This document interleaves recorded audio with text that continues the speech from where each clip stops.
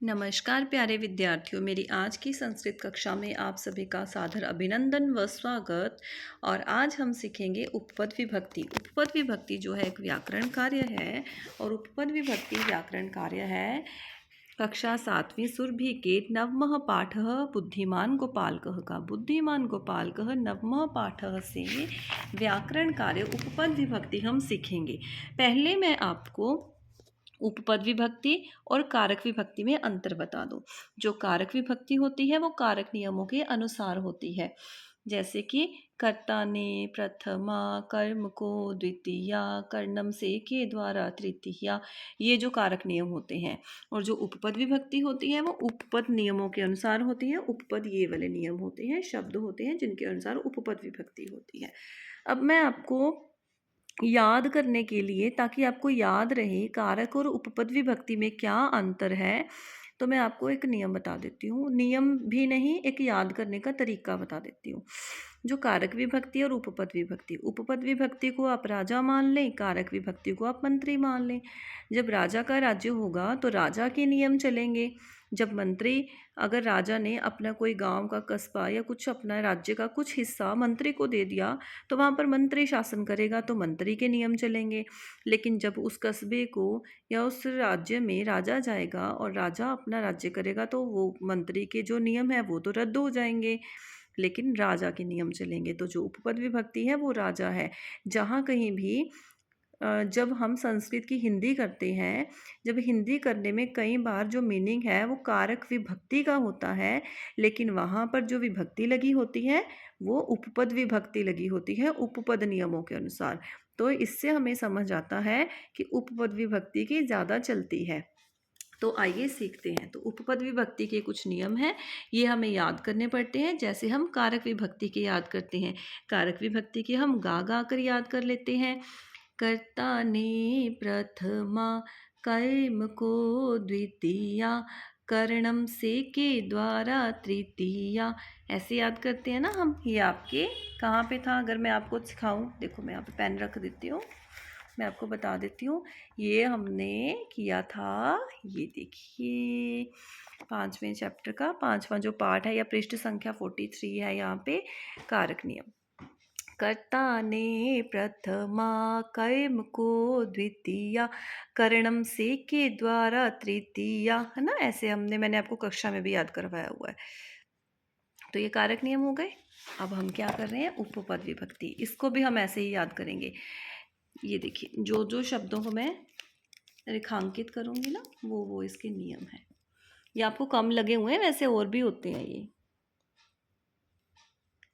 अभितः परितः उभ्यतः विना प्रति द्वितीया, अलम सह साकं तृतीया, दा क्रुध नमः चतुर्थी, बहिः विना भी पंचमी, उपरि अधः पुरतः षष्ठी, निपुणः कुशलः स्नेह विश्वस सप्तमी।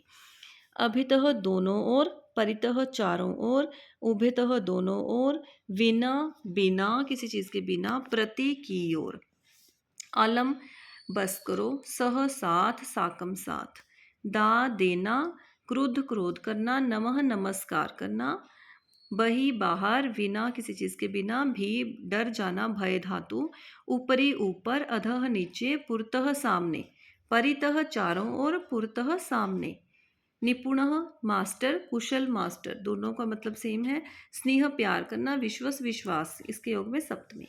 तो आपको मैंने मीनिंग बता दिया, आपको इसको याद कैसे करना है।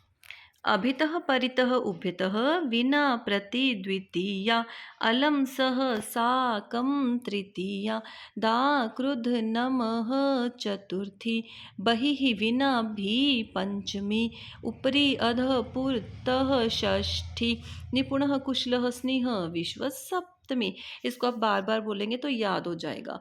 अभितः परितः उभयतः विना प्रति द्वितीया, अलम सह साकं तृतीया, दा क्रुद्ध नमः चतुर्थी, बहिः विना भी पंचमी, उपरि अधः पुरतः पुरतः षष्ठी, निपुणः कुशलः स्नेह विश्व सप्तमी। ठीक है, ये याद कर लिया। अब सप्तमी विभक्ति प्रथमा विभक्ति क्या है ये देखो, मैंने यहाँ पे बालक शब्द रूप, कुछ बच्चे पूरा नहीं याद करते, वैसे आपको ये जो नियम होते हैं पूरे याद करने चाहिए। तो मैं आपको दिखाती हूँ, देखो मैंने यहाँ पे बालक का एक वचन लिखा है बस। बालकः बालकम बालकेन बालकाय बालकात बालकस्य बालके बालक, हे बालक। अब इसमें संबोधन नहीं होता उपपद में, है ना। अब जैसे इन्होंने बोला अभितः परितः विना प्रति, इसमें प्रथमा भी नहीं होता। ठीक है, प्रथमा कारक में होता है संबोधन भी। तो उपपद विभक्ति जो है वो द्वितीय से शुरू होती है। तो आ गया अभितः परितः उभ्यतः विना प्रति द्वितीया, अलम सह साकम तृतीया, दा क्रुध नमः चतुर्थी, बहि विना भी पंचमी, उपरि अधः पुरतः षष्ठी, निपुणः कुशलः स्नेह विश्व सप्तमी। अब आप सोचोगे मैम बोलते हुए इसको क्यों दिखा रहे हैं, आइए आपको दिखाती हूँ मैं क्यों दिखा रही हूँ इसको। ये देखिए अभ्यास करें। अब मान लीजिए आपकी परीक्षा हो रही है, ठीक है, और आपने परीक्षा में ये हल करना है। कैसे करना है, डैश पुरतः मंदिरम अस्ति। जब आपने ये नियम याद किया हुआ तो देखो पुरतः, पुरतः कहाँ आता है, ऊपरी अधः पुरतः षष्ठी पुरतः। तो हमने सबसे पहले क्या करना है, जो उपपद विभक्ति के शब्द हैं उनको क्या करना है, अंडरलाइन कर लेना। पुरतः, फिर परितः, बहिः, अलम, यच्छ, विश्वस। ठीक है, अब पुरतः कहाँ पे होता है, ऊपरी अधः पुरतः षष्ठी, अभितः परितः उभ्यतः विना प्रति द्वितीया, बहिः बिना भी पंचमी, अलम सह साकम तृतीया, दा क्रुध नमः चतुर्थी, दा धातु आ गई ना यच्छ के साथ, निपुणः कुशलः स्नेह विश्वस सप्तमी। तो हमने ये लिख लिया। अब षष्ठी, अब देखिए षष्ठी विभक्ति जो है, अब इन्होंने ये बोला पुरतः, पुरतः में षष्ठी है, तो षष्ठी पे मेरा क्या बन रहा है, अगर मैंने ये रूल याद किया होगा और पेपर में लिखा हुआ होगा, ये देखिए दिख रहा है आपको। षष्ठी में बन रहा है बालकस्य। ठीक है, तो इन्होंने हमें ऑप्शन दिया है गृहे और गृहस्य। तो दोनों में से कौन सा बालकस्य के साथ मैच कर रहा है, बालकस्य और गृहस्य में से कौन सा मैच कर रहा है, गृहस्य। तो देखिए इसका उत्तर क्या आ गया, गृहस्य, क्योंकि पुरतः के योग में षष्ठी विभक्ति है। अगर आपको नियम याद होगा और जो मैंने यहाँ रजिस्टर पे लिखा है ये याद होगा तो आप आराम से कर लोगे, आपको रट्टा लगाने की जरूरत नहीं है। परितः द्वितीया, द्वितीय में क्या बन रहा है, बालकम, तो यहाँ पे इन्होंने ऑप्शन दिया है मंदिरस्य, मंदिरम। तो आप बताओ क्या बन रहा है, बालकम मंदिरम, मंदिरम परितः।